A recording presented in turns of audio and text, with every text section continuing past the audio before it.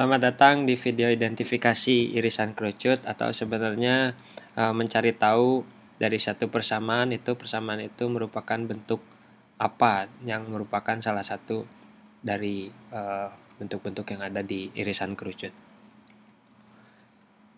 Misalkan diberikan kepada kita soal seperti ini, kita punya persamaan 9x kuadrat tambah 4y kuadrat tambah 54x tambah kurang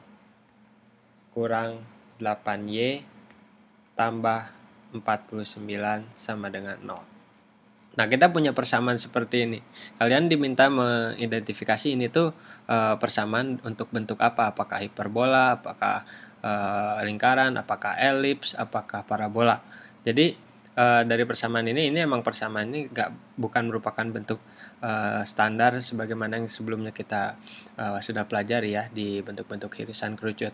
Tapi nggak perlu ragu dulu, kita bisa sebenarnya mengurai persamaan ini menjadi ke dalam bentuk standar dari irisan kerucut. Di sini sebenarnya kita udah bisa ngelihat gitu kalau misalkan ini sebenarnya persamaan ini hiperbola, parabola, lingkaran atau elips.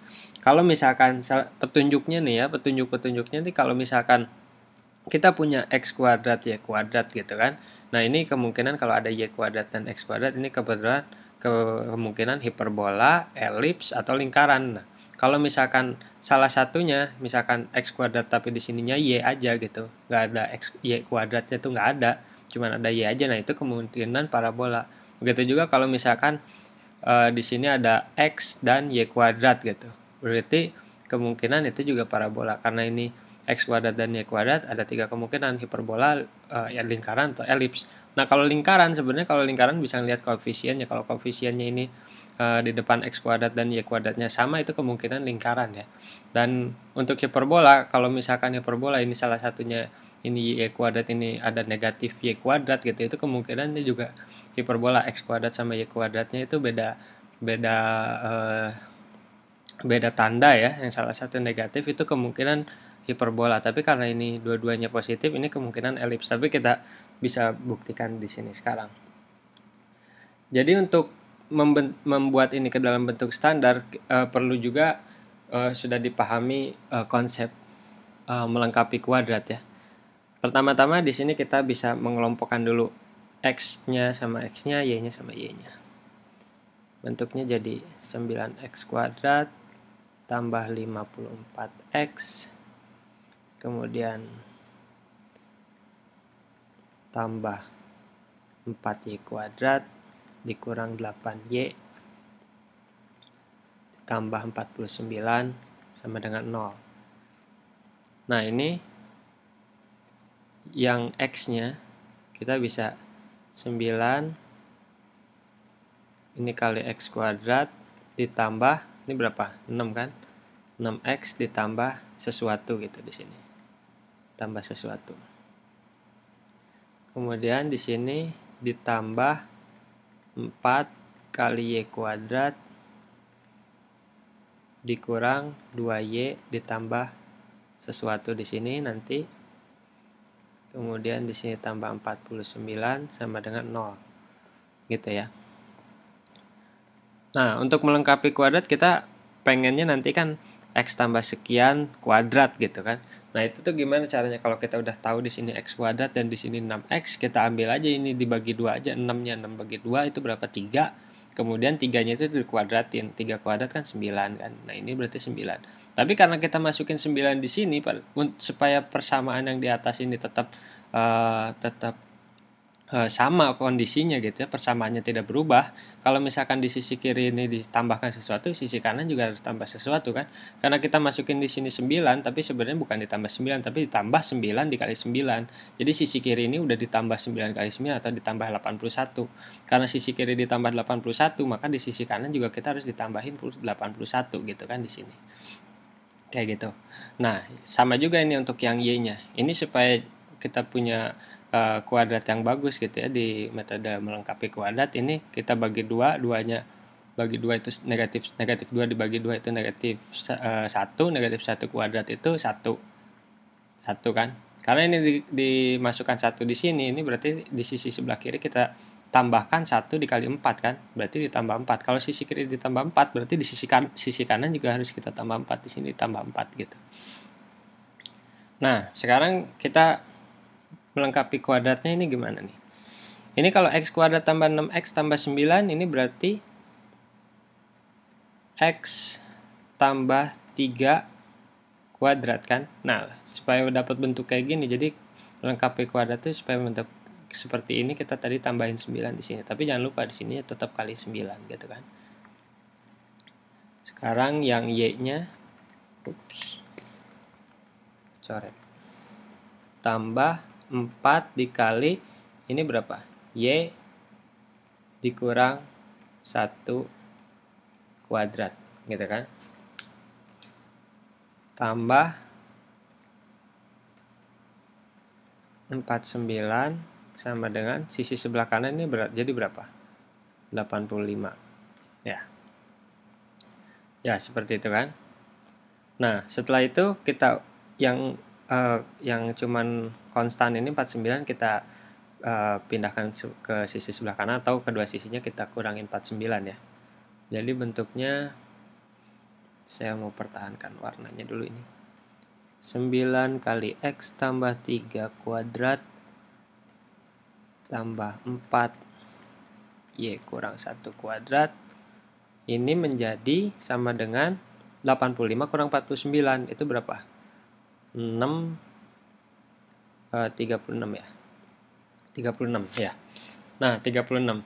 Sekarang kalau bentuk standar dari hiperbola lingkaran atau elips itu gimana? Ini kan sebelah kanannya itu kan pasti keluar angka 1 gitu kan.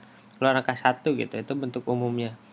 Nah, di sini kalau ini 36, kita pengen ngebuat yang 36 menjadi 1, gimana? Kita bagi 36 kan? Kedua sisinya berarti kita dibagi dengan 36.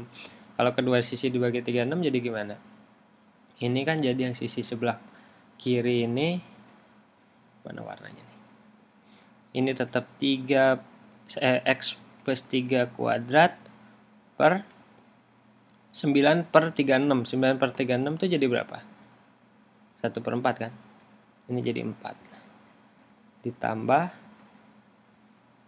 4 per 36. 4 per 36 itu berapa? Yang bawahnya ini 9 ya. Atasnya y kurang 1 kuadrat. Ini sama dengan 1. Nah, ini kan udah kelihatan kalau ini tuh sebenarnya adalah persamaan dari elips ya. Ini adalah elips. Adalah elips karena kalau hiperbola bukan seperti ini. Hiperbola ininya pasti negatif gitu. Dan lingkaran juga nggak mungkin seperti ini. Kalau lingkaran itu yang bawahnya ini sama gitu kan. Yang bawahnya ini sama ini, tapi di sini 4, di sini 9, nggak sama pembaginya. Berarti ini elips.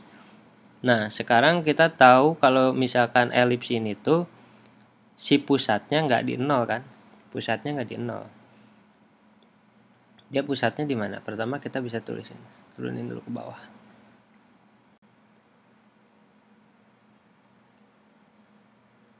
Pusatnya adalah di titik negatif 3,1 kan. Jadi negatif 3 kalau dimasukin sini ini jadi 0, 1 dimasukin sini ini jadi 0. Berarti pusatnya di negatif 3,1. Sekarang gambarnya, karena saya nggak ada tempat, saya gambar di sini, bisa dihapus nggak ya? Jadi putih.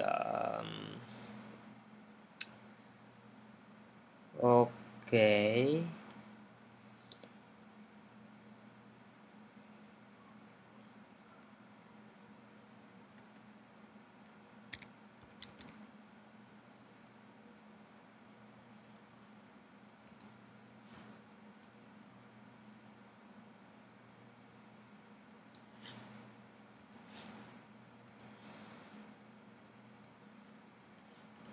Ya. Oke, sekarang kita siap menggambar.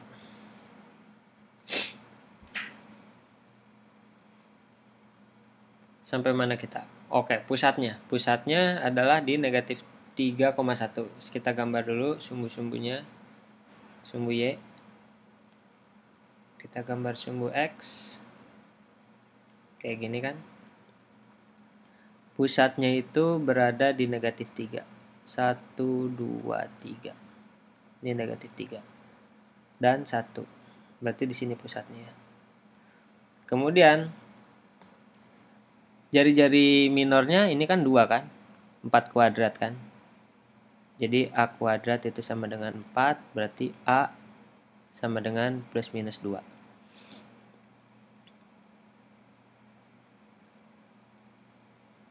Dua ke sini, jari-jari minornya 2 ke sini nih, 1, 2 ya, kira-kira ini.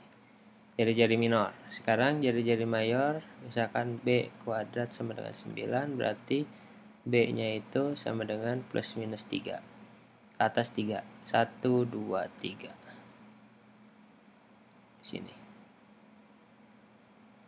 Jari-jari mayor 1, 2, 3. Ini jari-jari mayor. Ya. Sekarang kita gambarkan elipsnya itu akan seperti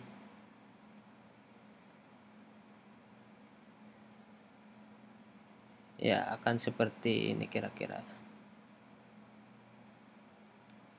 Ya. Coba lagi. Akan seperti ini. Ya, kira-kira elipsnya akan seperti ini.